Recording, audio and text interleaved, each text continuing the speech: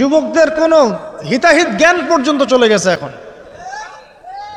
হিতাহিত জ্ঞান, তোমাকে এইভাবে চুল কাটতে কে বলছে? তোমাকে এইভাবে চুল কাটতে কে বলছে? এদিকে একদম ছিলে রেখে দিছো, এখানে মাঝখানে উঁচা একটা ময়ূরের মতো রেখে দিছো, মানে এভাবে চুল কাটতে তোমাকে কে বলছে? কে তোমাকে মেসির ফলো করতে বলছে? তোমার জন্য রাসূল সাল্লাল্লাহু আলাইহি ওয়াসাল্লামের বাবরি চুলের সুন্নত নাই? আজীব একটা ব্যাপার।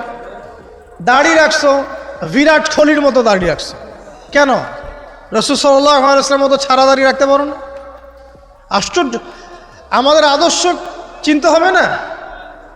নবী সাল্লাল্লাহু আলাইহি ওয়াসাল্লামের মতো এত সুদর্শন হ্যান্ডসাম মানুষ থাকতে আমি কাকে ফলো করব?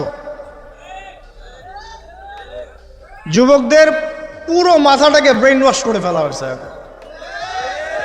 কারণ ওরা জানে খুব ভালো করেই, যুবকরা যদি আল্লাহর পথে ফিরে আসে ওদের সমস্যা আছে।